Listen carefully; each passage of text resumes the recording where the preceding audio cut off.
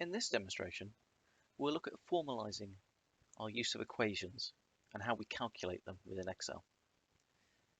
We'll also go on to look at basic formatting of A, the data, and B, the cells the data is sitting in. So to start with, and this follows on from the last demonstration pretty much directly, we'll look at this equation, which I've typed up in Microsoft Word, which is x equals 10, a plus b. So how do we formalize that in Excel? Well, the easiest way is to think of this in terms of variables and an equation, or a calculation. So we've got two variables, variable a and variable b, and x, which is our result. So in Excel, I'll type a, I'll type b, and I'll type result.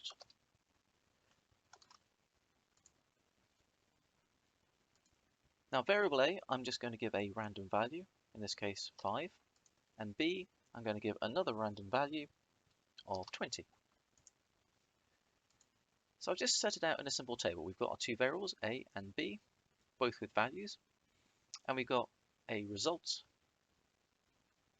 with nothing in it currently as C5. Now in C5, we can then start typing our equation. So equals to start the formula in Excel. We know we want to times a by 10, so I'm going to type 10 times, and then I'm going to select the A cell, which is C2. The next bit is plus, because we want to plus the B variable, which is our C3. Once I'm happy, I press enter. It calculates the result. So by doing it this way, we can now change our variables on the fly. So instead of having a equals 5, we can have a equals 3, press enter. It recalculates our result from 70 to 50 automatically. And the same would happen if we changed the b variable. This is just a more formal way of using actual equations and calculating their results within Excel. We can also use the same sort of system on much more complicated equations. Polynomial equations, for instance.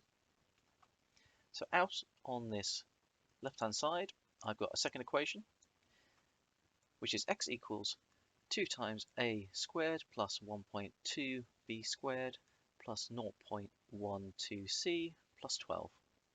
So more complicated. So I'm going to set this out in a very similar manner. I can see I've got three variables, which is a, b, c, plus the result x. So I'm going to go a, b, c, and then have a result at the bottom.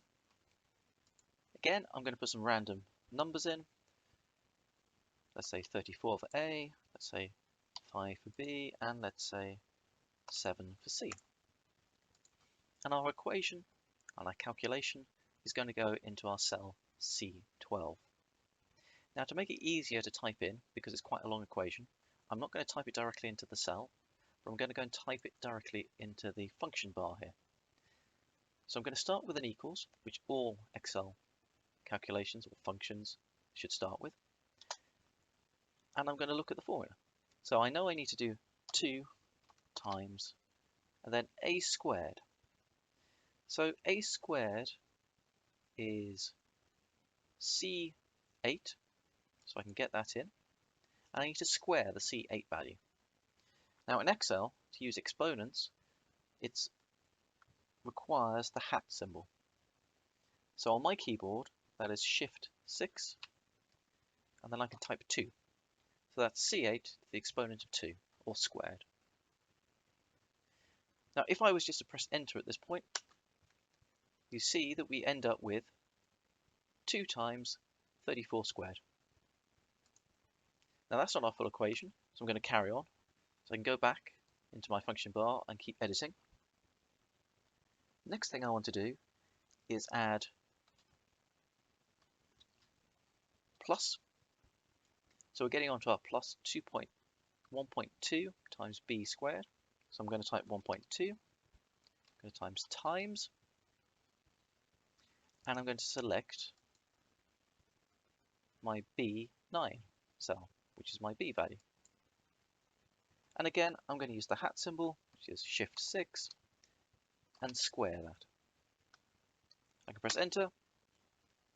Calculation is still progressing nicely. The next bit is to do the plus 0.12, and then this is just times our C value, which is 7 in this case. And then to finish it off, plus 12. This gives us our result. Now, because the equation is so long, we need to be certain that the BODMAS rules are actually applying themselves correctly. The easiest way to do this is to bracket our equation. So we know our first bit needs to be calculated first. So we put a bracket before the 2, and then after the 2 of the exponential. So the plus is between that and the next part of the equation. We then add another bracket before the 1.2, and after the 2 of the exponential on the second part of the equation. And similarly, we can add a bracket before the 0.12 and the C10 value. We then press enter. We are now certain that our equation is working correctly. It can only ever work in this manner, because it does the brackets first, then adds it together. So that's how we can formalize more complicated equations. And again, as in the first example, we can then change our variables on the fly. And Excel will automatically recalculate the final value. Next, we'll move on to formatting of our data and how it's displayed on screen. This involves formatting of the actual data itself and also the cell it's sitting in, or cells. So I'll just increase the size of Excel, and I'll create a new worksheet. So we start from blank. Now previously I mentioned that Excel has 2 different data formats. We have our text or string format data. This is our words and sentences. And we have numeric data, which is made up of digits, which can either be decimal or not. I'm just going to type in a number. 1, 2, 3, 4, 5, 6. This will be our number for our demonstration. So by default, Excel doesn't apply any formatting to our number. Now just to make it easier, I'm just going to zoom in on this little section of the worksheet. Going View, zoom to Selection, so we can see better. So we can tell that this has no formatting from looking at our Home ribbon bar. If we go to Home, and then look at this area where it says Number. It says General. Now General, when it's talking about numbers, also text, just means there's nothing applied to it when it comes to formatting. To apply formatting, we can right-click and go Format Cells. And this brings up this dialog, the Format Cells dialog. Again, you can see that it's already on General, which is its default, and it says General Format Cells have no specific number format. So we're just seeing what we typed in.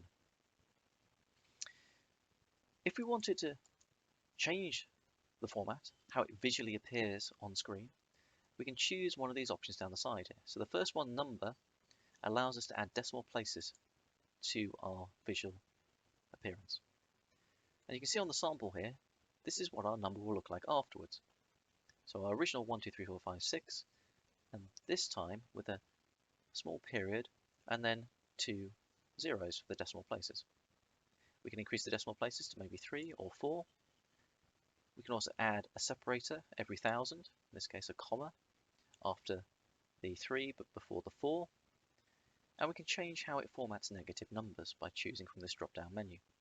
I'm just going to go for this for the moment, just to show you what happens. So we're going to have separators, and we're going to have 4 decimal places, and say OK. Now, as you can see, it's changed, but it's changed to hashes. Now, this is nothing bad. This just means that Excel can't physically fit the new formatted number within the cell. It's not wide enough. So in order to view the number, we just need to increase the width of the cell, and then our formatted number appears. If we click on that cell, and then have a look up in our ribbon menu under Home again, you'll see that it now says Number. So we formatted it in the number format. But underlying this number, or this formatted number, is still our original data. It's still the 1, 2, 3, 4, 5, 6. Everything else is just its visual appearance put on top. So if I start again with 1, 2, 3, 4, 5, 6 in this cell here, you can see that Excel has automatically defaulted this being a number. So Excel is trying to be clever. It knows we've put a number format in the same column above, so it's trying to format our new input for us in the same number format. But as you can see, it hasn't done it exactly the same. It hasn't got the same number of decimal places. This is just a quirk of Excel.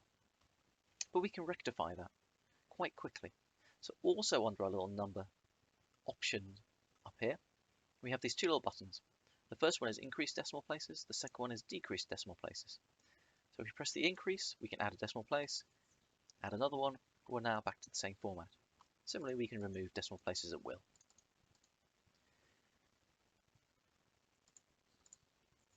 If I start over here with another one, 1, 2, 3, 4, 5, 6, so our raw data again, as you can see this time it says it's general, so it doesn't know what we want to format it as. I'm going to use the drop-down menu this time rather than right-clicking and choosing the cell formatter dialog, and just go down to accounting. This will automatically guess at what sort of accounting you want. In this case, it's added a UK sterling pound symbol at the beginning, it's added a comma at the 1,000 mark, and it's added 2 decimal places. That's fine. It tries to localize to wherever you are in the world. If we want to have more control over this option, we need to right-click, go back to our Format Cells dialog. Under our accounting option, you can see that we've got our decimal places we can change, but also our symbol. So that's my default, which is the UK pound symbol. But we might want to have, for instance, let's say a German euro sign. So we can choose that, say OK. It's now formatting in the German way with the euro sign at the end of the number. So we have a lot of flexibility in the accounting system for displaying numbers as we wish. We can also format our numbers to look like percentages. So say we have 90, so 90%. And I'll also write that as 0.9, a slightly different way of writing percentages. If we want to just add a percentage symbol to that, we have two options. We can come up to our general formatting thing here, and we can click the percentage star. And that will attempt to change your number to a percent. Now, as you can see, it's times the number by 100. You don't necessarily want that every time. The reason it does that is it assumes all percentages run from 1 to 0, or 0 to 1. So 0.9, if you use that same option, will correctly format to 90%.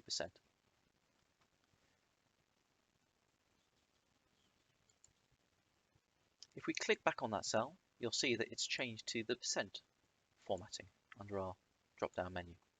If we were to go to our cell option, you can see that we're on the same percent formatting, showing us what that 0.9 would actually look like. We can actually increase the number of decimal places if we want, say OK, etc. But underlying that value is still that 0.9. So if I go back to the 90% and change it back to general, you'll see what the actual underlying data is. So always remember that formatting sits on top of the raw data. The raw data underneath may be a slightly different value to what you're actually seeing physically. And this is important when it comes to calculations, because calculations only ever occur on the raw data and not on the formatted value.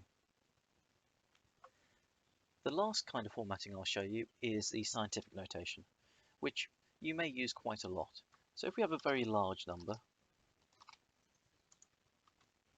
and we want to show it in a slightly more user-friendly way, we can change that to scientific notation.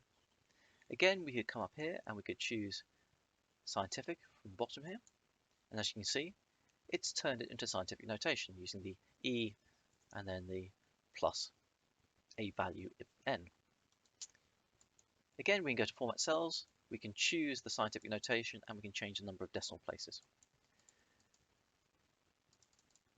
This gives us a lot of options on how much information we want to show the user. So there are our main number formats, and you'll find them across all of the Excel worksheets and practicals from now on. Now the last thing I just want to show is a little trick. Say we have a number in a cell. By default, Excel is always going to assume or guess that that's a number. But sometimes you want to force Excel to ignore it as a number. And for that, we can actually change that number to text. So we can go Format Cell, Text. Say OK. Now that number is not acting as numeric data, but it's acting as a text or string. This is just a little trick. Sometimes it's useful to be able to get values that are ignored.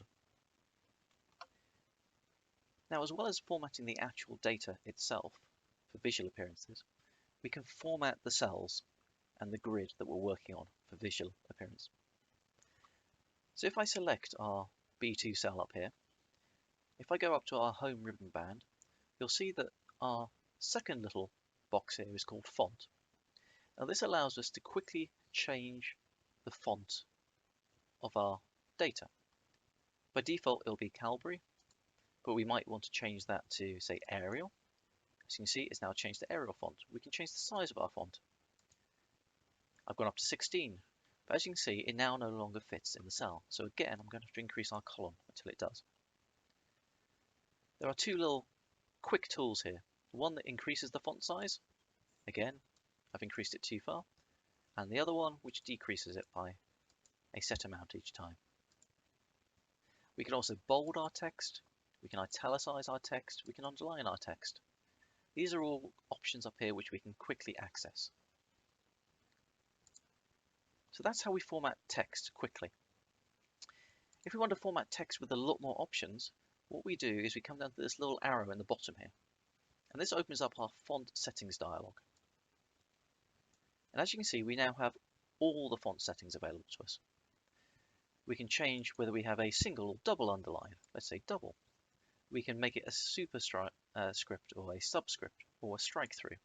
Strike through is where you put a line through our number. Say OK. We've now changed our format again. So there are a lot of powerful font formatting options hidden away in that submenu from that little corner tab. Other things we might want to do quickly.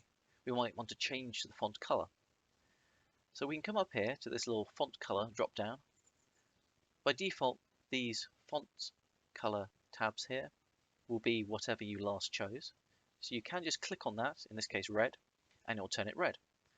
If you want to choose it to something other than red, you can use the drop down here and choose one of the predefined colors. Let's go for blue. It's now blue. Now in some cases you might want to have a color which isn't on this list, in which case just choose more colors, brings up the color tab. You can then choose from this menu of colors here or from this standard color palette. You can also type in hexadecimal numbers, change your blue-green values for your RGB manually. I'm just going to go for an orange color this time. Let's say OK. As you can see, the orange color now becomes my new default up here. So if I wanted to come down to here and change this to orange as well, the same orange, I just have to click. Other color options for font is to highlight it or to flood fill the cell it's sitting in. And that's from this other little bucket tool here, the flood color option. Again, you can choose the color you want. As you can see, there's a highlighting display as I go over these colors, so it's changing on the fly, so you can see what the result will be. I'm just going to choose this green for the moment. And again, the bucket fill tool is now using the same green. I can just keep clicking that. If you want to use more different colors, again, there's the more color. Choose the color you want from the palette, say OK.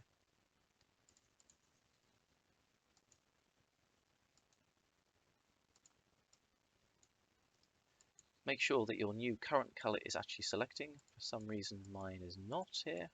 There we are. Say OK. Now it's working. If you want to remove a color, you can select a cell or multiple cells. Come up to the flood fill and say no fill here. That just turns the fill to transparent, removes it.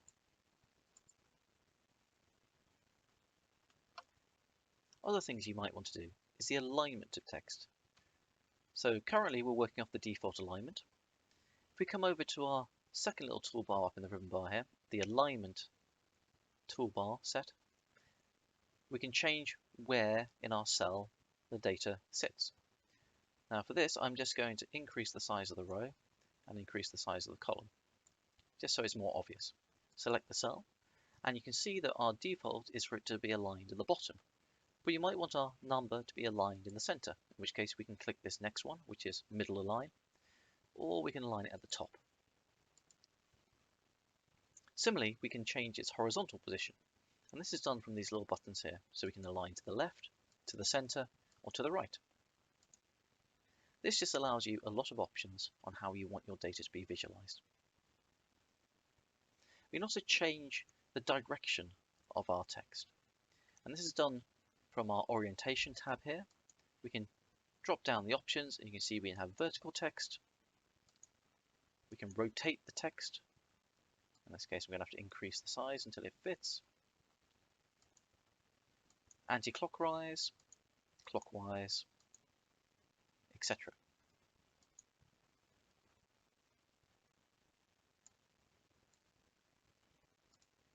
We can also decorate our cells, and our cell borders in particular. So say for instance we actually wanted to make this into a table. We can select this area. We can come to this little tab here under the font, and this adds our borders. If we select all borders, you'll see that it's now added a thin black line to all the borders that we selected. Now we could just select a single cell and select the same option again. It just adds a border around that cell. We do have more options, so we can select individual borders, top, right, bottom, etc. We can also change the line style. So if we come down here to line color, we can change it to maybe red. But it hasn't actually done anything, but you can see that it's changed the cursor to this little paintbrush or pencil tool. We actually go to the individual lines and now change them one by one. We can also change our line style to be a lot thicker. Again, come on here and then draw our borders. So by changing our line color, our line style, we can format our worksheet how we want it to look. We can erase borders as well by going to the erase border. And again, you've got a little rubber this time, and we can just go around and erase our borders.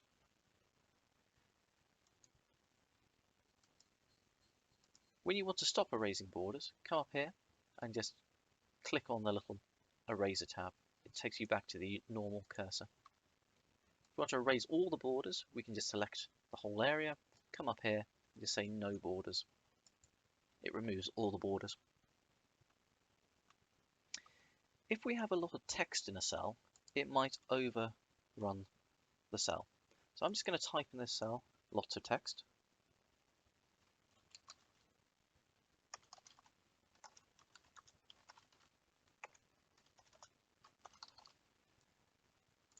As you can see, it's overrunning into the D cell here from the C.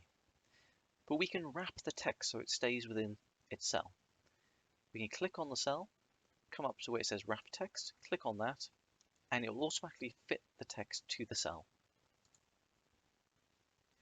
Other things we can do is we can merge cells together. So for instance, if we want to merge our cell B10 with C10 and D10, we can select them all. We can come up here where it says merge in center, click that, and it merges those three cells into a single cell with our text in the center. To reverse that, select the cell, come up here and click merge in center again. It'll turn the cells back into individual cells. But it will put the text, which was originally in C10, on the leftmost cell.